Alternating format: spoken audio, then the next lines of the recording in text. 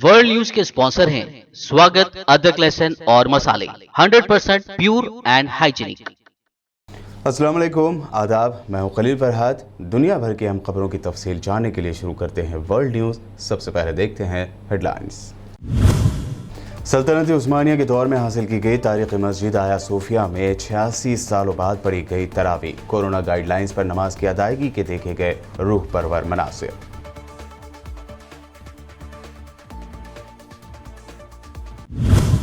तुर्की फिजा से फिजा में मिसाइल हमले की टेक्नोलॉजी हासिल करने वाले कंट्रीज में हो गया शामिल।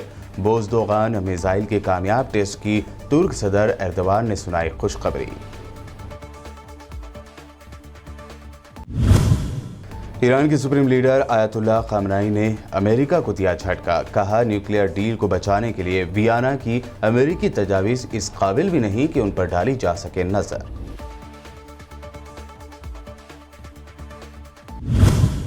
मुल्क में 2 लाख से ज्यादा रिकॉर्ड किए गए कोरोना केसेस, फिर भी कुंभ पर पाबंदी लगाने से उत्तराखंड की बीजेपी सरकार ने कर दिया मना। राम गोपाल वर्मा ने कहा, गुनाह धोने के लिए डुबकी लगाने वाले लाखों लोगों को मिलेगा मौत के तौर पर बदला। अरविंद केजरीवाल ने दिल्ली में वीकेंड लॉकडाउन का किया ऐलान। जुमा की रात 10 बजे से पीर की सुबह 6 बजे तक रहेगा जारी। एसेंशियल सर्विसेज रहेंगी जारी।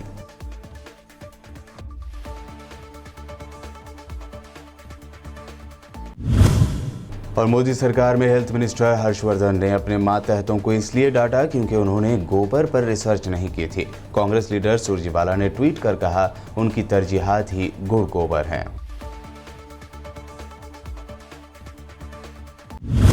माह रमज़ान की आमद के साथ ही हरमैन शरीफैन में रोज़ादारों की वजह से रूहानी कैफियत बढ़ गई है। रोज़ादार मस्जिद हराम में खजूर और जमजम के साथ रोज़ा इफ्तार करते हैं। इस साल कोरोना वबा की वजह से इज्तिमाई इफ्तार के बजाय रोज़ादारों को अलग अलग रोज़ा इफ्तार कराया जा रहा है। माजी में हरम मक्की में इफ्तार के लिए सैकड़ों मीटर लंबे दस्तरख्वान बिछाए जाते थे, जिन पर रोज़ादार बैठकर रोज़ा इफ्तार करते। वबा की वजह से इस बार रमज़ानुल मुबारक के मौके पर हरम मक्की में इज्तिमाई इफ्तार का कोई इंतज़ाम नहीं है। इंतज़ामिया ने रोज़ादारों को शख्सी तौर पर या इनफरादी तौर पर खजूरें फराहम करने की इजाज़त दी है, ताहम हरम मक्की में सहरी के लिए खाना तकसीम करने या लाने की इजाज़त भी नहीं है। इफ्तारी का सामान मोतमरीन और नमाजियों में उनकी जगह पर पहुंचाया जाता है। इफ्तारी का सामान तकसीम करने में भी कोरोना SOPs का खास ख्याल रखा जा रहा है।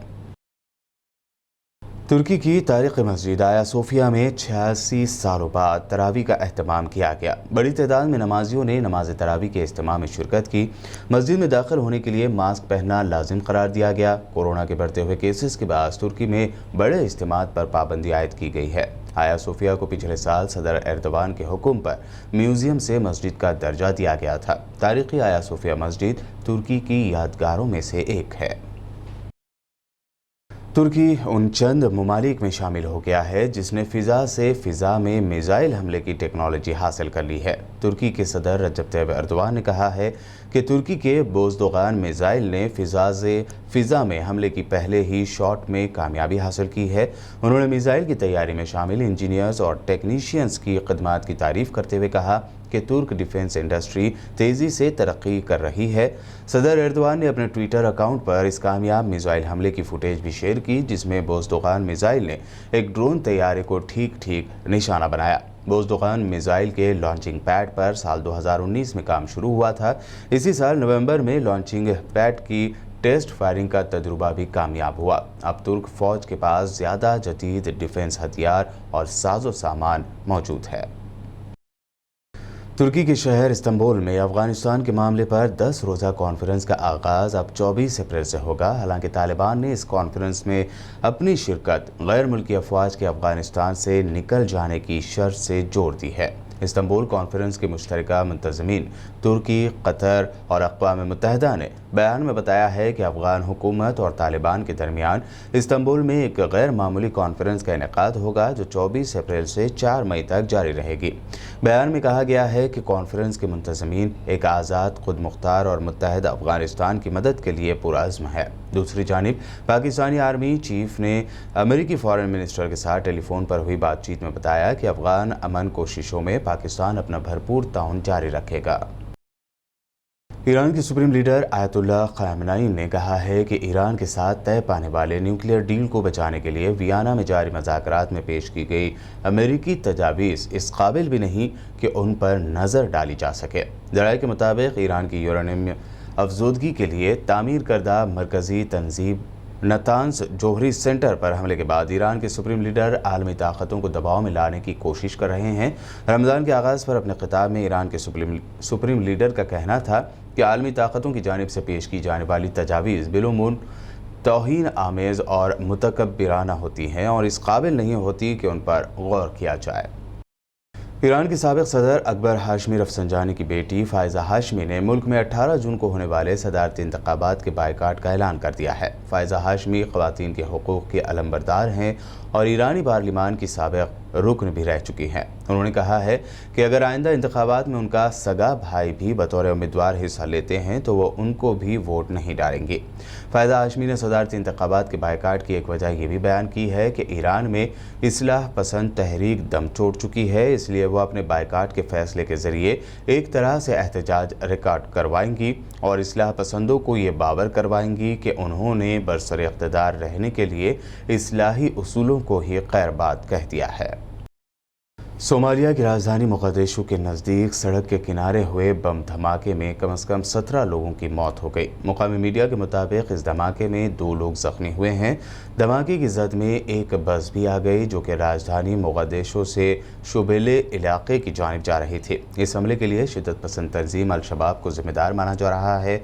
मशरक़ी अफ्रीका में सरगर्म अल-शबाब सोमालिया में हुकूमत के खिलाफ तवील अरसे से मुहिम चला रही है। ये तशद्दुद पसंद तंजीम सोमालिया में शरई क़वानीन नाफिज करना चाहती है। वर्ल्ड न्यूज़ में वक्त हुआ है एक शॉर्ट ब्रेक का। ब्रेक के बाद जल्द लौटेंगे और हमेशा की तरह देखेंगे अहम नेशनल न्यूज़।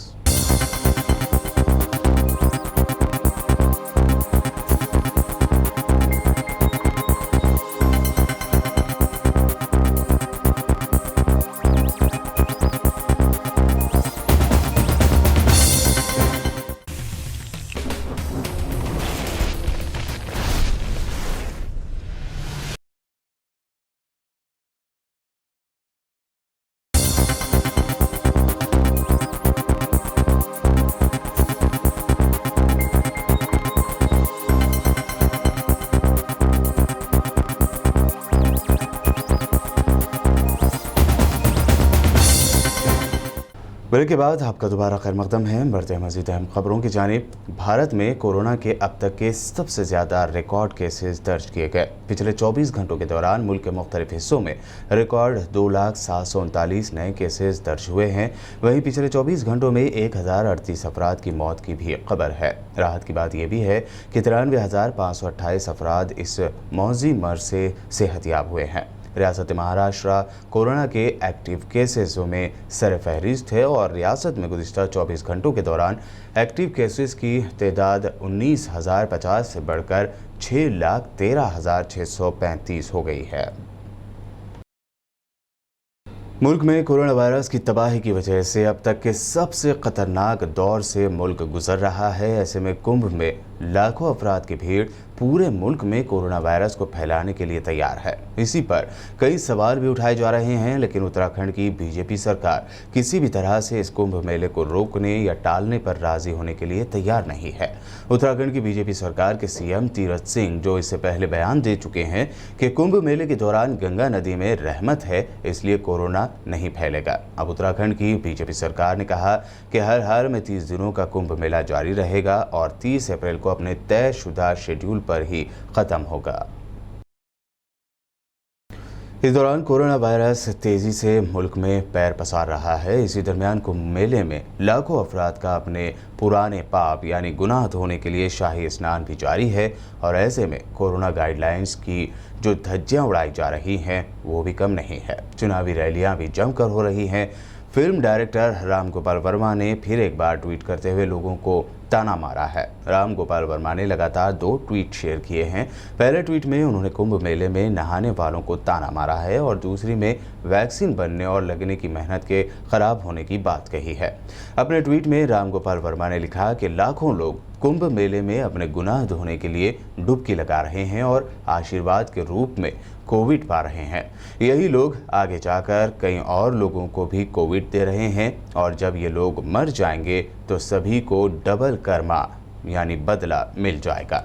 अपने दूसरे ट्वीट में डायरेक्टर ने लिखा कि 17 लाख मुंबई के शहरियों को कोविड की वैक्सीन लेने में 6 हफ्ते लग गए थे और वहीं 35 लाख लोगों को महाकुंभ में डुबकी लगाने में सिर्फ 1 दिन लगा। इससे साबित होता है कि लोगों को दूसरी जिंदगी की इस जिंदगी से ज्यादा परवाह है। कोरोना के बढ़ते असर के दरमियान दिल्ली में वीकेंड लॉकडाउन का ऐलान कर दिया गया है। यह लॉकडाउन जुमा की रात 10 बजे शुरू होगा और पीर की सुबह 6 बजे तक जारी रहेगा। दिल्ली के सीएम अरविंद केजरीवाल ने एक प्रेस कॉन्फ्रेंस करते हुए इन पाबंदियों का ऐलान किया। ये फैसला तब हुआ है जब दिल्ली में पिछले ही दिन 17,000 से ज्यादा नए केसेस दर्ज किए गए थे, जो अब तक का एक रिकॉर्ड है। इससे पहले सीएम केजरीवाल और deputy CM Manish Sisodia lockdown लगाने से इनकार करते आए हैं। लेकिन स्थिति जैसे हम देख रहे हैं, रोज़ केसेस बढ़ते जा रहे हैं। इस स्थिति को कंट्रोल करने के लिए दिल्ली सरकार ने कुछ निर्णय लिए हैं। आज एलजी साहब के साथ मीटिंग हुई थी और सब ने मिलके ये निर्णय लिए हैं कि वीकेंड के ऊपर कर्फ्यू दिल्ली के अंदर लगाया जाएगा। इसका कारण ये है कि लगभग हफ्ते के दौरान, वर्किंग डेज़ के दौरान आदमी को अपनी कमाई करने के लिए जाना होता है, आदमी को अपने काम पे जाना होता है। लेकिन वीकेंड में अक्सर जो लोग निकलते हैं वो अपने एंटरटेनमेंट के लिए या दूसरी एक्टिविटीज़ के लिए निकलते हैं, जो कि कर्टेल की जा सकती है, जिसके ऊपर अंकुश लगाया जा सकता है। उससे बहुत ज़्यादा लोगों को दिक्कत नहीं होनी चाहिए। इसीलिए चेन तोड़ने के लिए वीकेंड के ऊपर, ताकि लोग ज़्यादा संपर्क में ना आए, वीकेंड के ऊपर कर्फ्यू लगाया जा रहा है। लेकिन इस कर्फ्यू की वजह से जो एसेंशियल सर्विसेज हैं, मान लीजिए आपको अस्पताल जाना है, मान लीजिए आपको एयरपोर्ट जाना है, मान लीजिए आपको रेलवे स्टेशन जाना है। एक और भी बड़ी चीज़ है कि ये शादियों का सीज़न है और कई लोगों की ऑलरेडी शादी की डेट्स डिसाइड हो चुकी हैं, सब कुछ तैयारियां हो चुकी हैं। हम नहीं चाहते कि उनको किसी तरह की तकलीफ़ हो। ऐसे लोगों को जो एसेंशियल सर्विसेज हैं और ख़ासकर जो शादियाँ हैं, उनको हम कर्फ्यू पासेस दे के उनको अलाउ करेंगे, उनका मूवमेंट हम अलाउ करेंगे। वो कर्फ्यू पासेस के अप्लाई कर सकते हैं और उनको जल्द से जल्द बिना किसी हैरेसमेंट के हम कर्फ्यू पासेस देंगे। मॉल्स, जिम्स, स्पाज और ऑडिटोरियम्स को फ़िलहाल बंद करने के निर्देश दिए जा रहे हैं। सिनेमा हॉल्स 30% की कैपेसिटी पे चल सकते हैं। वीकली मार्केट्स जो हैं वो एक वीकली मार्केट पर डे पर जोन के हिसाब से अलाउ किया जाएगा। कांग्रेस लीडर राहुल गांधी ने वेस्ट बंगाल में हजारों अफराद की भीड़ से खिताब करते हुए कई मुद्दों पर मोदी सरकार को घेरा है। उन्होंने दावा किया कि ये नरेंद्र मोदी की सरकार नहीं बल्कि 2-3 इंडस्ट्रियलिस्ट की सरकार है। भाई और बहनों, बात समझो, ये नरेंद्र मोदी की सरकार नहीं है, ये 2-3 उद्योगपति मित्रों की सरकार है। और देखो क्या नुकसान हुआ। मोदी जी लॉकडाउन करते हैं बिना किसी से पूछे। इस आदमी ने लॉकडाउन किया, हमें 1 दिन तक नहीं दिया। अगर 1 दिन दे देते, 2 दिन दे देते, हम घर चले जाते। इसने 1 दिन नहीं दिया, इसने लॉकडाउन किया, हम सब बर्बाद हो गए, खत्म हो गए, मर गए। हिंदुस्तान में इतनी नफरत कैसे फैल गई? हिंदुस्तान में इतना गुस्सा क्यों है? हिंदुस्तान के लोग एक दूसरे को क्यों मार रहे हैं?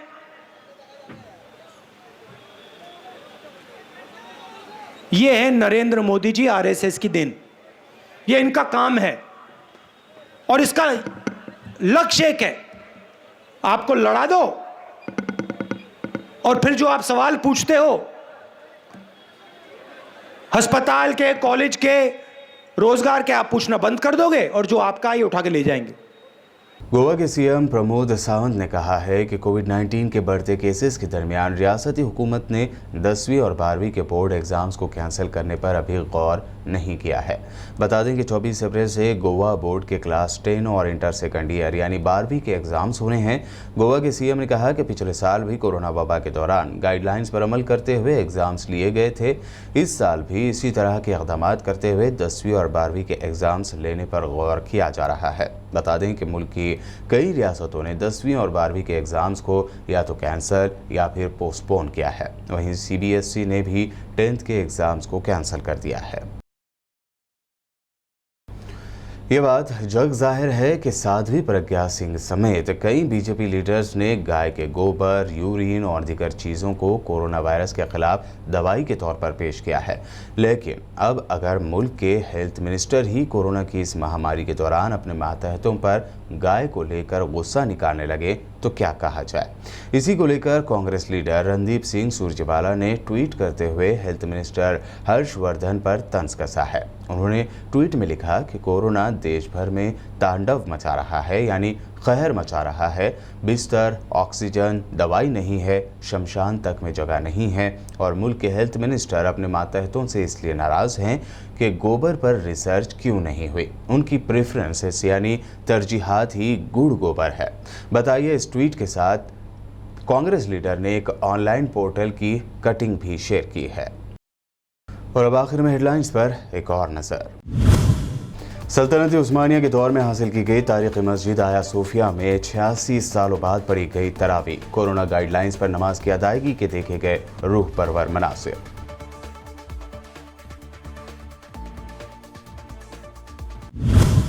तुर्की फिजा से फिजा में मिसाइल हमले की टेक्नोलॉजी हासिल करने वाले कंट्रीज में हो गया शामिल। बोज़दोगान मिसाइल के कामयाब टेस्ट की तुर्क सदर एर्दोगान ने सुनाई खुशखबरी। ईरान के सुप्रीम लीडर आयतुल्लाह खामनाई ने अमेरिका को दिया झटका। कहा, न्यूक्लियर डील को बचाने के लिए वियना की अमेरिकी तजावीज़ इस काबिल भी नहीं कि उन पर डाली जा सके नजर।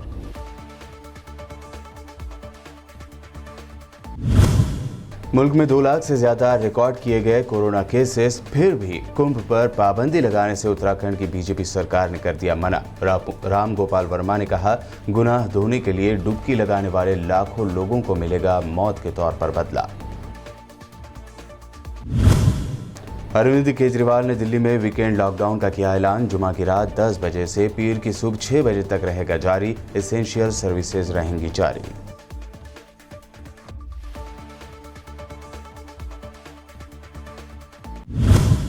और मोदी सरकार में हेल्थ मिनिस्टर हर्षवर्धन ने अपने मातहतों को इसलिए डांटा क्योंकि उन्होंने गोबर पर रिसर्च नहीं की थी। कांग्रेस लीडर सुरजेवाला ने ट्वीट कर कहा, उनकी तरजीहात ही गुड़ गोबर हैं।